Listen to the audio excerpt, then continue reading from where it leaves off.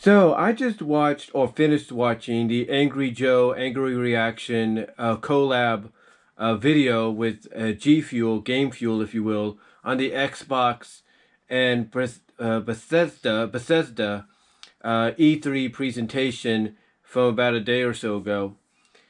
And the one thing I will say is all the games that they showcased look really good, and I cannot wait to play some of them when I get a chance. Um, the I will point out that there was one thing that I noticed, and I was kind of surprised that Joe or Alex didn't mention this or anything. But there was one thing I noticed during these presentations, if you will, and that was the fact that every once in a while, when they would say, oh, they would introduce a new game and say it's a launch or console launch exclusive, or it's Xbox Series or Xbox Studios presents or something like that. Or they would come out and show actual beta pre gameplay that was captured off the Series X or whatever. Some of the titles that they would show every once in a while, especially when they would say this title's coming in 2022, this title's coming in 2022, 2022, 2022, and then on occasions maybe 2021. They basically late 2021 on occasions, I should say. But most of the other times, once in a while, any time they would say it's 2022 that it's coming, it's like early 2022, spring 2022, summer 2022, fall 2022, holiday 2022.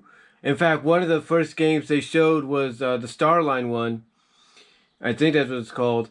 And basically, right at the end, they showed the date as to when it was coming, which is November 11th, 2022. So anytime I would notice that, when they would, present a new game, it was like I say, console launch exclusive, or something presented by Xbox Studios or whatever the case was.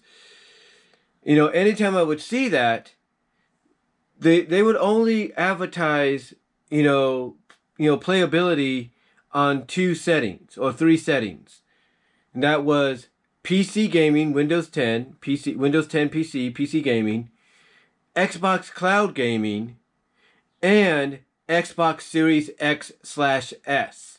In other words, the new console. But yet, every other presentation they would do for a 2021 release in the fall, the holiday, or even in 2022 itself, they would say Xbox Series X/S, Windows 10 PC, Xbox Cloud Gaming, and right between Windows 10 and Xbox Series X/S, they would say Xbox One.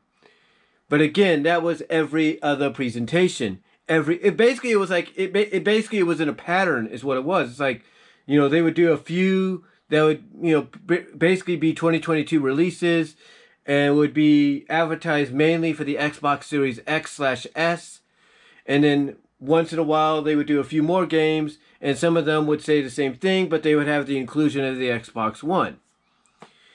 And the reason they did this, the reason they went and did it in this kind of a pattern, if you will, especially when it came to like showing beta version of gameplay that was going to show you what the game was, gameplay that was going to show you what the game was going to be like when you would get your hands on it potentially. The reason they would highly advertise Xbox Series X as being, along with Windows 10, as potentially the only console you could play, only consoles or physical console you could play these games on, is they wanted to show off the graphic capability, if you will, of the system, the graphic capability of the system, so that basically when they start releasing more of the systems down the line later this year and into next year, by showing you these games and what they'd be capable of, on the new system, it makes you want to go out and buy it. And when I saw things like Starline, and I saw some other games as well, I can't think of them right now. But when I saw like Starline and certain other games that mainly, like I said, had the Xbox Series X, exclusivity to it. Something told me right in my mind that's not totally true. That they're only saying that so that, again, you will be attracted to the Xbox Series X, and basically it's a business tactic on their part to try to get you to go out and buy one once you are able to affordably get one down the line. And hopefully they'll be released very, very soon, because I do want to get one myself. But the thing is, right now, trying to get one is like trying to get a needle out of a haystack, if you know what I mean. But yeah, that's basically what I noticed during the presentation was after every other few games, like 3 or 4 games, where they would say, oh, it's Xbox Series X and S and Xbox One and Windows 10. Every other game, after that would be Xbox Series S and X exclusive, Windows 10 exclusive, and that was it. And again, like I said, something told me that they're only doing that because it's a business tactic to sell you on how powerful the game system is itself so that you go out and buy one, when in fact, those same games that they're making you believe are just going to be for that system in Windows 10, they're also going to show up on Xbox One. I mean, if you got the Xbox Game Pass, that's pretty much a given that you're going to get that game on Xbox One as well. But like I said, the only reason they went that route was a business selling tactic to get you to go out and someday down the line, eventually get yourself a Series X or S so you could play these games in full high quality 4K, HD, whatever you want to call it. The Xbox One is already capable of 4K. We know that, not just with movies, but with games. We know it's capable of that. But again, the reason they did this, like I said, is to sell you on how powerful the system, really is.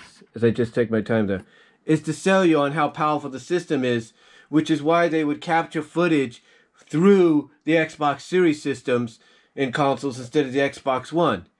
Knowing darn well that those games that they're saying, oh, they're only going to be exclusive to Series X and X as well as Windows 10, they know darn well that those games are also going to be on the Xbox One, and that they're only doing this as a business tactic to get you to buy the Series X, the Xbox Series system, whether it's X or S. That's all it really is. But besides that, I thought the presentation was good. I love the fact that, they did us a solid at the end, kind of a surprise. You thought we were done, but there's more. And they introduced the fact that this holiday season, we will be getting an Xbox Series console mini fridge. And what that means is basically, from what I'm understanding, you'll get to play games while you're also opening up the console to get you yourself a cold beer or a cold soda and then shutting it. Yeah, we're getting a mini fridge Xbox Series X. As far as I know, it's for X only. Xbox Series X mini fridge console. So you can play games and get your drinks as well. Or keep your drinks cold as well. So, yeah, overall, I thought it was good. I thought they hit it out of the park. And now we just have to see what Nintendo's going to do. But let me know what your thoughts are down below. Comment if you like. I'd love to hear from each and every one of you on this. And I'm out.